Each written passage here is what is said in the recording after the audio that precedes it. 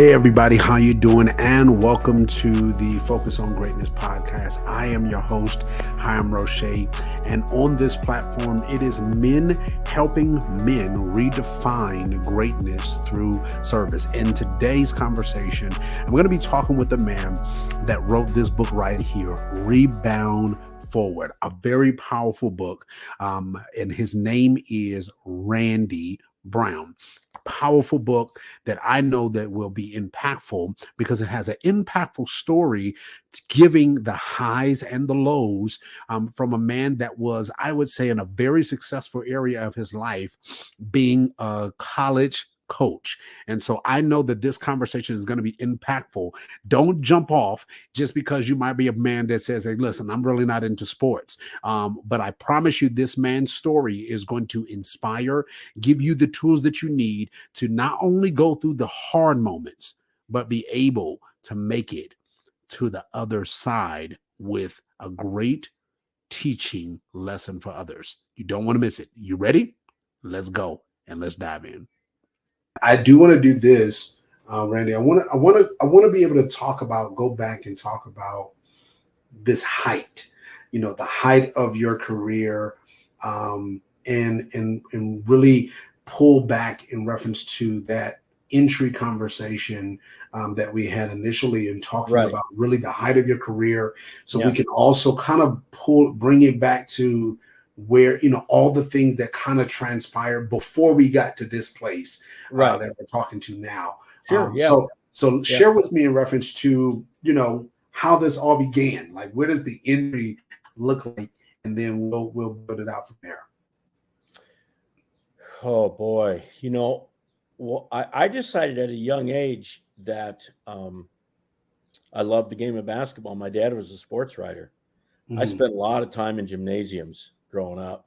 It was great. And I just fell in love with the sport. And Pistol Pete Maravich, the great scorer from Louisiana State, was my idol. And I got to meet him when I was 15 years old with my dad. And then I realized that you could actually coach basketball and that could be your job. And they pay you. And I'm like, what? No, not for being in the gym. Come on. That's not real. Right. Yeah. So I knew at a pretty young age just what I wanted to do. And so I went to college to be a high school and coach and teacher. And that's what I set out to do. I did for 3 years. But in the back of my mind, I'd seen enough college basketball, been exposed to enough of it that I got hooked. Yeah. And I thought, I don't know how I can ever do this. But if there's a way, I'm going to give it my best shot. And if it happens, it happens. If it doesn't, I tried. And be a high school coach. And I got fortunate, and I did. And I learned a lot about networking without really knowing really what I was doing, but I was doing some of the right things. And I got a call from the University of Arizona after just hounding them for about 3 years to come as a graduate assistant, to be the graduate assistant. And this was 1985.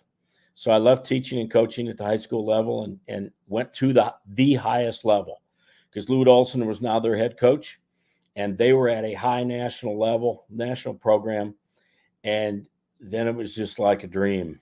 It really was. And so the guy coaching the Golden State Warriors was on our team, Steve Kerr.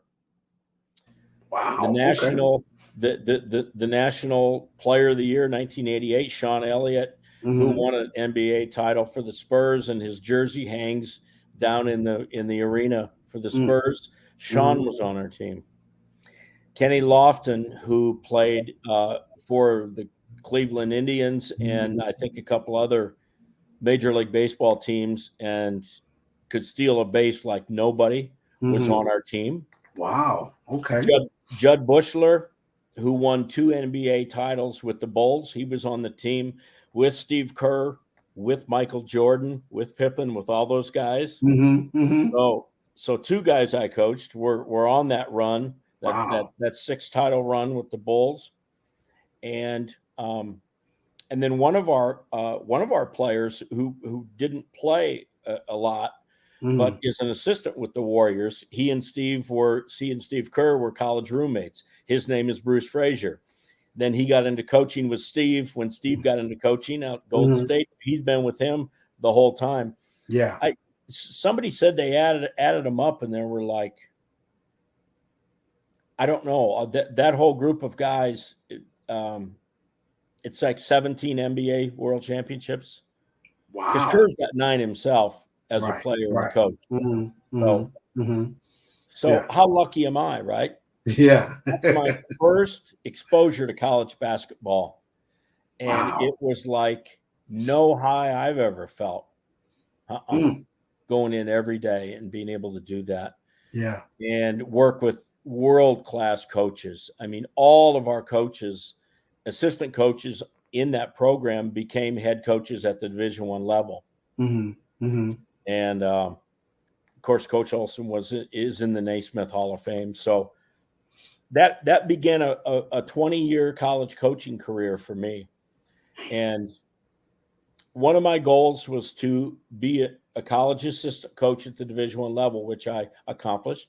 My second goal was to become a head coach at the Division I level, which I accomplished at Stetson University in Florida. Okay. My third goal, here I am 22 making these goals like but you knocking them out, though. You was knocking them out, though. Like it's nothing. Number 3 was I want to coach in the Final Four. Here I am, a high school JV coach. And I'm like, third goal is I want to coach in the Final Four. Yeah, that sounds good. I think I can do that. Well, lo and behold, in 2000, and we were highly ranked. We were in the top 5 most of the year. We won the Big 12. We were 32-5 that year. We end up in the Elite 8 game with Michigan State in 2000. Winner goes to the Final Four. And they were already saying the winner of this Elite 8 game will be the pick to win the national title at the Final Four. Okay. That's how good we were. So I'm at the height of my career. Yeah. And close game as a close game can be. Oh, my gosh. And it came down to some big plays. There was one block charge call that didn't go our way. They hit 2 big shots, one in transition and one off a second shot. And next thing you know, it's 7, and we just couldn't overcome it. You talk about heartbreak. Yeah. And there's my goal. And I didn't know it that night, but that was the last time I'd ever play in an Elite 8 game. Wow. Yeah, so I'd never be able to accomplish goal 3, but we came as close as you could possibly become. So we were I just remember thinking I don't know how it happened, but we are on the top of the heap here. And I'd been in the profession almost 20 years, and just, man, the gratitude I have now is greater than the gratitude I had then, because time has a way of creating that vision, that perspective for you. Yeah. But we were there. We were, wow. We were second seed in the tournament. Like I say, top 5. And if Michigan State, and it did end up winning it, by the way. So they were right. Whoever won our game was going to go into the Final Four, win 2, and win the title. That was what they called the Flintstones. They had a lot of guys from that Flint, Michigan area. Yeah. Gene Cleaves and all those guys, Mo Peterson, and a great team. Yeah. Yeah. So that's where I am. That's where I am with my career. Yeah. I still had a couple of years to go. And then the bottom was going to fall out. I didn't know that at the time. I just really relishing in what was going on and feeling so fortunate. I was the kid that was 8 years old at a high school basketball practice that decided he wanted to be a coach that day. Right. And right. there I am. It's pretty cool. Yeah. Pretty cool. Very blessed. Very blessed. Yeah. Which I'm great. I mean, again, goal after goal, desire after desire. You literally see yourself walking into these things that you wanted to achieve, and just things that you were passionate about, and were putting in the work to be able to achieve, and you watched yourself over these years, walk yourself into those pieces. And so it's just listening to it is like, man, I might need to set me some higher goals for myself. And but it's exciting to be able to hear those things. But I do want to ask this question in reference to when, in the midst of all of those things, um, your own personal challenges, when did those started to transpire, to kind of walk us to where we currently are today? All right. So, like I said, in 85, I started at Arizona, and then we worked our way through Arizona, North Dakota, Wisconsin, Ohio, Hmm. Florida, and back to Iowa. So that was our journey. So we were in Ohio in the early 90s. So it was Okay. 91. Um, so the fall of 92, you know, life has a tremendous way about it. Hmm. Adversity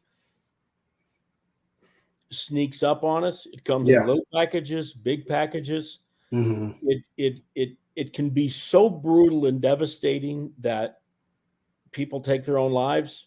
Yeah. They just can't Yeah. overcome the pain.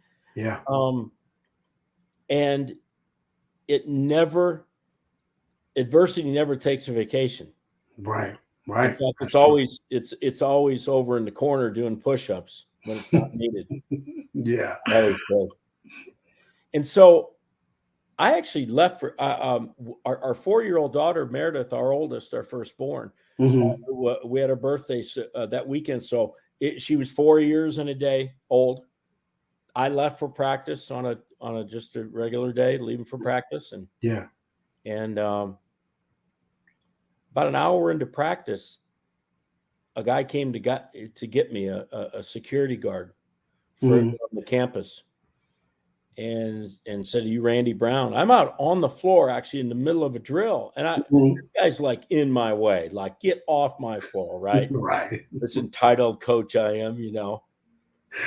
And he called me by name, and it scared me.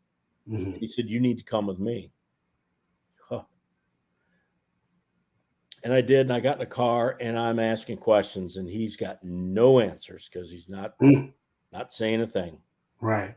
And he took me to the local hospital, the Methodist Hospital in Oxford, Ohio, where I found my wife in the emergency room, Mm, next to our daughter, who was lying in the bed, and she had passed. mm, mm, mm, mm. And uh, You're good.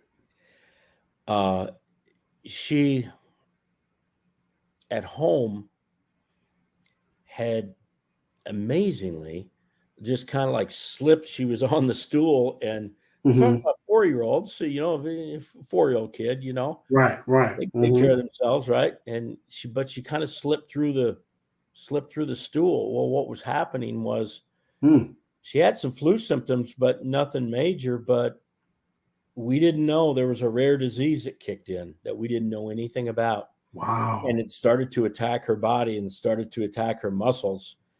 And she kind of, like I say, slipped through the toilet there, and yelled for my wife, and she grabbed her and absolutely had no idea what was going on and Right. rushed her to the hospital. So it happened like really, really fast. Mm, mm, mm, And I mm. remember talking to her, my daughter, and telling her some things that I had to tell her, not knowing whether she heard him or not. I'm Yeah. always going to believe that she did, Okay. and I'll have a chance to ask her someday. And in that moment, that unthinkable moment Hmm. where things all of a sudden got really soupy and really foggy, and I'm thinking, I don't, you just can't function hardly, and nothing at that point would ever be the same. Wow. Wow. So you try to rally from that. Yeah. Well, how do you do that? You're the man of the family. You're the leader of the family, and Yeah. I'd seen some things in my life, but I'm still a pretty young guy, and I hadn't seen a lot. I certainly hadn't seen death of a child, let Right. alone Right. my child. Yeah. And you can't reach for a manual to follow steps 1, 2, 3, 4, 5. Right. That's for real. There's nothing there. There's nothing except your parents. And if you're lucky enough to have your parents in that moment, it's a real blessing, because you talk about comfort. Oh my gosh. And it's like you've turned 3 again and your mom's there. It's an unreal experience. And your dad and my parents' mom and dad. And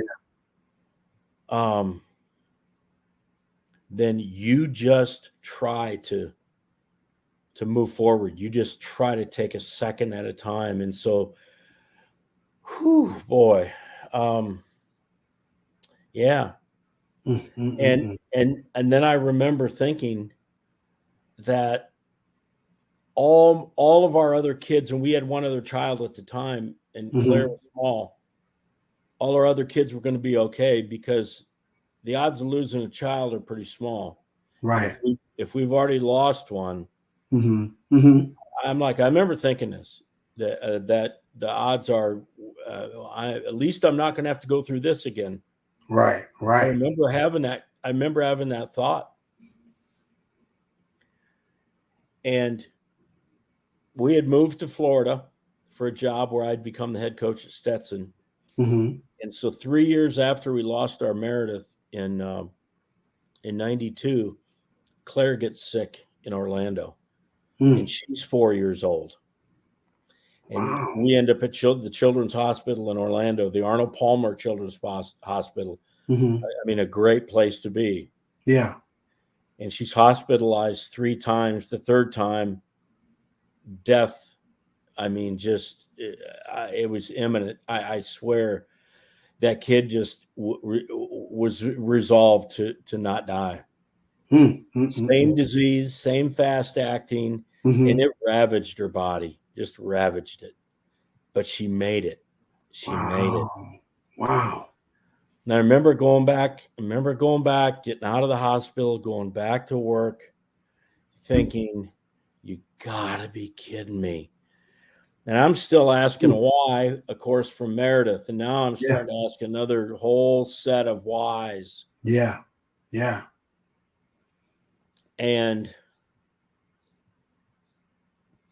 But we did all we knew. I mean, you got to live, man. Yeah. You got to move forward. You got to see the good in each day. Yeah. Yeah. And I had already seen a difference in myself. Maybe not as happy, maybe not one to laugh at things, and I don't know, just a little bit of a seriousness maybe just fell over me after Claire's situation, but she made it. Yeah. And we had our 4th child, Jane, in Florida, and the 5 of us moved back to Iowa. And 3 years later, it's 1998, and our 3rd daughter, Natalie, after a beautiful day playing in the snow, it was February of 98, and she's at home watching TV with her 2 sisters, and without flu symptoms, she just started to look funny. 911, get her to the local hospital. She was life flighted to Iowa City, and by the time we had somebody drive us to Iowa City, it was too late. Wow. I don't remember much about that whole thing. I remember picking up the closest thing I could that was loose, and it was a telephone. And I threw it against the wall, and that's about all I remember. It was really foggy. It was foggy. I remember the docs coming out and saying they tried everything. So we later found out Man. But it was a rare disease, Mm-hmm. and it's a type of rhabdomyolysis. Okay. And none of this mattered because we hadn't been able to save 2 of our children. Right. And as parents, you ought to be able to do that. Mm-hmm. At least that's what we felt. But it was so fast acting, you could hardly get them there in time. And in 98, this happened to be the only year in 20 years I didn't coach. I was gone, man. I had checked out. Mm-hmm. I was in bodily form, Mm-hmm. mentally, and I was also depressed, and I didn't know it because I hadn't gone and see the doctor. Had not got that diagnosis yet. Right. But right. it wasn't no surprise to me when I did get it. And the difference between my wife and I is they say everyone grieves differently, and they're right. Mm-hmm. Everybody has their own way of grieving. Mm-hmm. But I put my own spin on that. And my wife grieved in a very healthy way. Okay. Very healthy way. And I'm not saying she didn't hurt worse than I hurt. I can't, grades on that. But she was really able to, she's such a strong woman. She was able to continue because I continued to work. Mm-hmm. It took me,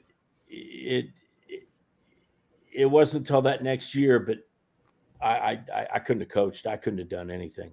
Right. I couldn't have moved orange cones around for 10 minutes. I swear. Yeah. And I knew I had a decision to make because I just could hardly function.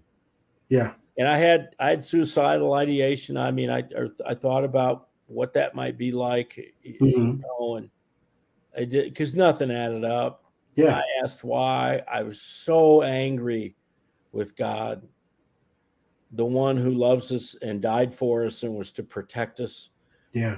It just didn't, from being in church school, man, it just didn't add up. Right. And so I faked it, man, but I was so disconnected from friends, from my faith, from my wife, from my family. I tried really hard in front of my kids. Yeah. And I was home with them every day that year. And that was a tough year. So I started to make some decisions, and I had already made the decision, Hiram, to lean on alcohol as a friend, a friend who could numb me, who could help remove the pain, who for at least for a respite of time would allow me to not think about the death of our beautiful kids and just the pain that came with it. Right. Yeah. And I had also since 92, so for 6 years, I had started to work extreme amounts of time. During the season, more nights past midnight than not. Now, were they as productive as they should have been? No. But I was in a place where there was some comfort. I always loved The Office. A lot of times I was the only one there, but that was all right with me. I always loved The Office. I loved being able to just put on tape and just really study the game and write a scouting report or work on some recruiting. Right. Because I didn't have to think about it. Yeah. Yeah. And I'd be so tired by the time I got home, I'd fall in bed and sleep or fall asleep in the chair with something on TV and get up in the morning and do it all over again. Yeah. So I was craving comfort. Yeah. And then I made a really, really crucial mistake. And I even knew I was making a crucial mistake.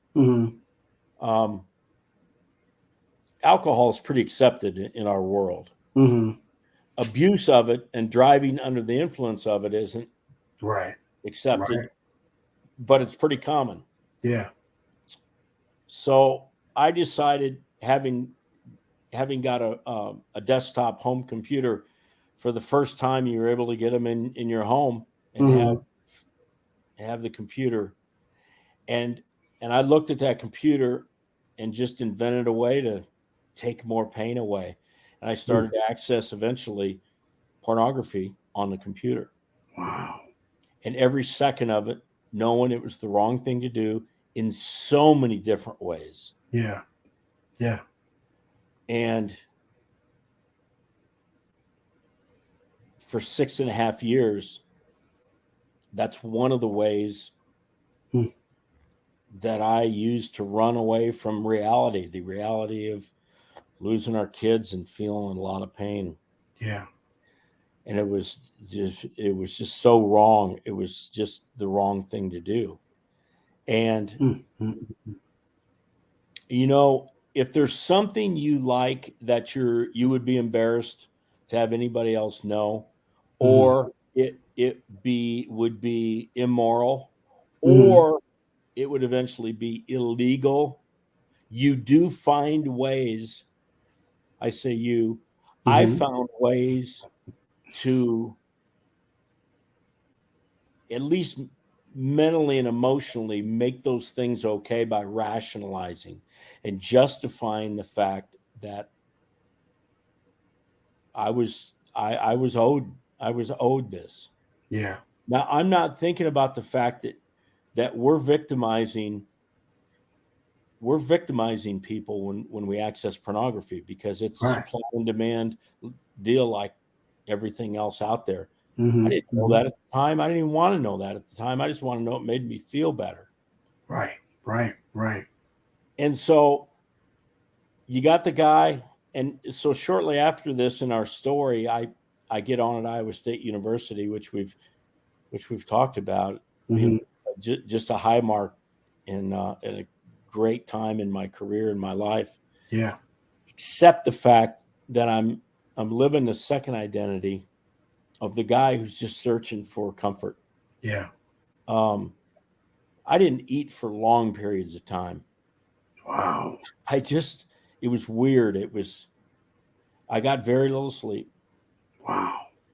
But we worked monster days, burned a lot of energy every day. And I had to be running on fumes because there just wasn't, I wasn't putting much healthy into my body. That's for sure. Right.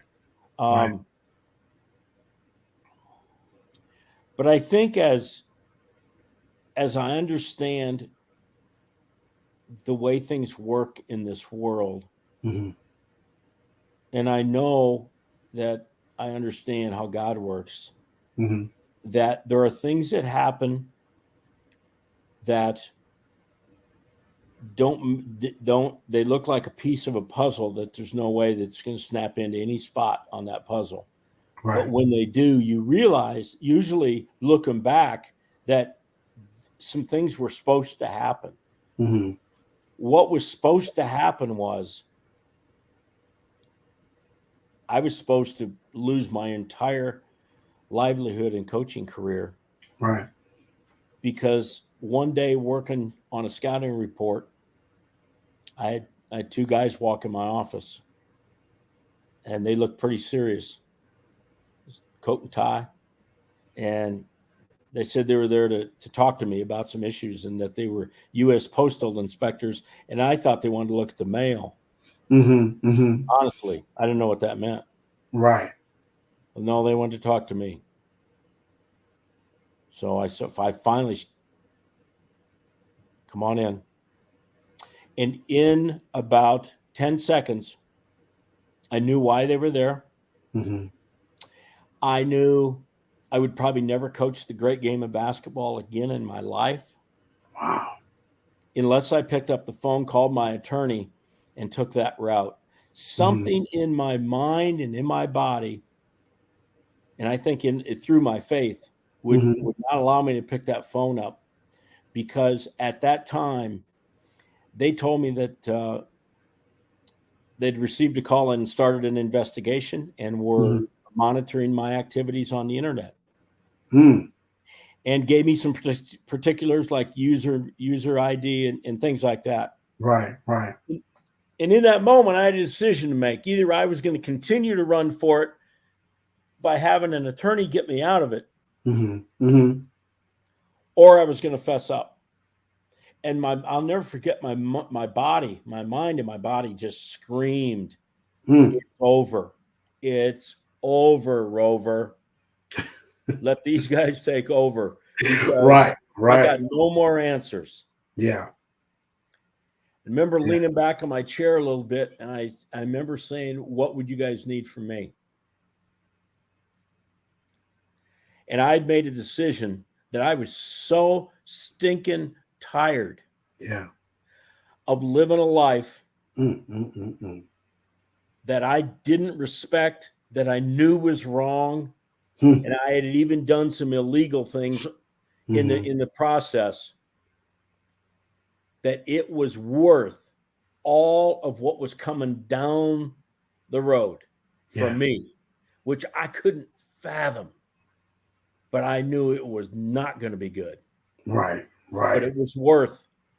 And I, as I mentioned to you, I really kind of felt like I was dragging around a dead man. Yeah. It was that extra weight, and it was shameful weight. It wasn't just regular weight. It was shameful, horrible weight. And for 6.5 years, I had lugged that around, trying to keep myself sane enough to be able to live and be a dad and work. And I know that sounds like a big time excuse, but I pursued those things. Yeah. Wow. Because it just hurt like hell. Yeah. And in that moment, I gave it up, man. I gave it all up to him. Yeah. And it manifested itself in a 2-year prison sentence in medium security federal prison in North Carolina. And I had coached my last basketball game. Yeah. And it was over. Man. And so much of that I feel was supposed to happen. And certainly when I did get to prison, based on the fact of what happened while I was there, I knew why it happened. Yeah. Yeah. I really did. Yeah. And it's I can smile about it now. Yeah. Now, what would you tell that that man that might not be he might be at the door, he might be grieving, he might be hurting, he might be carrying a lot? What would you tell him, and what suggestions would you tell him at this stage from your own personal lessons? Through my personal lesson and my personal experience, Hiram, I would tell him this. I would say, at some point, if you decide to run from this, and I don't care what it is, there are a million things we can get involved in that are running. Right. No, they don't have to be illegal. They can be. But they can be very unhealthy if they're anything. Yeah. At some point, I would tell him, I know this for a fact, you are going to reach a point where it would be okay to cut your losses and come free. There's also going to be, in that moment where you have a chance to cut your losses, you can also not fess up, and you continue right on the path that you're on. What happened to me, in my mind, I remember, because I entertained giving this up all the time. Yeah. And I remember I got to the point where I thought it was so big, I was into it so far that, what the heck, I'm just going to keep it to myself. Yeah. Yeah. And do I really want to, I mean, how embarrassing is it going to be to tell anybody or everybody, and it wouldn't have been. I came this far twice from giving it up. It was that heavy, and I didn't. I hung on to it. I was too embarrassed to tell somebody. It's been 3.5 years I've been looking at pornography in chat rooms. doing activities, doing Yeah. things on the internet and accessing pornography. And I didn't. And 3 became 4, which became 5, which became 5.5, which became 6, which became 6.5. I had my chances. Every day I had a chance. That's what I would tell them. And I would just say, based on my experiences, what I would have done is very early on, I would have got my closest, dearest friend. I would recommend to him. Yeah.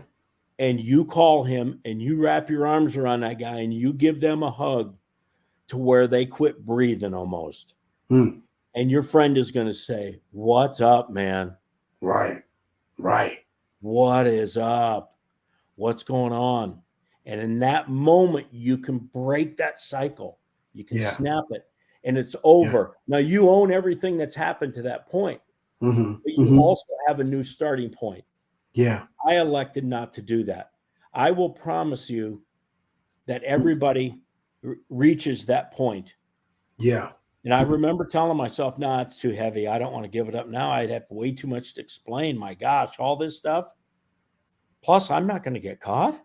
Right. Millions of people on the internet every night. Right? I had a list. I had, I've written down a list of all the things that helped me justify what I was doing. It's a stupid list. It's just crazy that I could actually deceive myself that bad. Right. We're capable of a lot of self-deception, though. Yeah, we are. We really are. We really, really are. But at the same time, I knew what the truth was. Right. I didn't deceive myself 100%. No. I deceived myself enough to give myself the courage to continue to do what I knew wasn't right. But I knew. Yeah. I knew what was right and I knew what was wrong. So yeah. Now the person watching or listening to this conversation, you might be a person where you say, well, my entry wasn't because of a passing of a loved one, but that you have found yourself in some form of cycle that is not helpful, that is not positive. It's not good for you, nor is it good for those around you.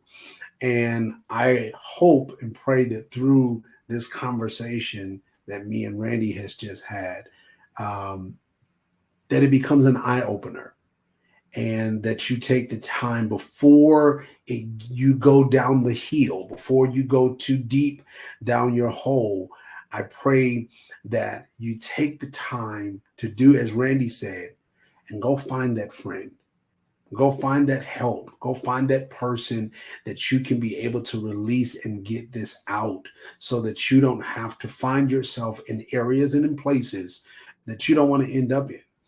I am so grateful, Randy, for this conversation. I'm grateful for your example as well as your transparency in all that you have went through. And I'm grateful that you have come through on the other side, because there are men that don't come out in wholeness. And so I'm grateful that you did. I'm grateful that you were able to now share your story, continue to, through your different various of ways, make sure that you're sharing your story and helping men around the world to be able to hear this message. And I hope that the same way that you have been able to now sit back and watch those that you have trained and developed in sports, and now you're sitting back and you're watching how they are and how they have grown to become these stars in some form. I hope and pray that you'll be able to see the same impact through the story that you have in your living today. And thanks for saying that. Yeah. And that's really my impetus for wanting to do this. Why? I'll tell you one thing I will not do is I will not leave this earth with a gift in my pocket. Yeah. I can't do that. Yeah. It doesn't, first of all, it doesn't belong to me. Right. I mean, It got gifted to me, but it's meant to give away. Yes, it's not meant to hold on to. Yes, sir. Yes, sir. And if I do anything in this world, I will share that gift. That's my commitment. And it's really a sort of a personal level commitment to my children too. Yeah. That they know that this has been a painful journey, for them and my wife and it has to stand for something. Yeah. It has to mean something. Yes, sir. Yes, sir. Yes, sir. And so that's why I write. That's why I talk to fellows like you who are so committed to passing on, great lessons and words to others. You're doing the same thing. And that's why I do it, because it's not my gift. Yeah. Yes, sir. Yes, sir. Well, thank you for having this conversation with me. Thank you for allowing us to learn about your story, gain the wisdom from your story, and continue to do what you're doing. Continue to share that gift. Continue to allow more men to be able to experience and have the opportunity to learn from your gift. Life is choice, so choose properly. Yes, and choose a great life, because you can have it. Whatever you desire and choose is what you'll have. Yes, sir. Yes, sir. Yeah. Yes, sir. So thank you, Myron. Yes, thank really you, sir. It. Yes, sir. Thank you all for listening. Thank you all for watching. And as always, continue to be great. Thank you all for watching this video. My heart is that I don't do this for myself. I make sure that I am doing this for you, to bring you the tools that you need so you can walk in your greatness. So continue with me every Monday, 6:30 p.m. Central Standard Time, as well as you can make sure that you listen to me on all podcast platforms. And let's continue to grow this greatness tribe.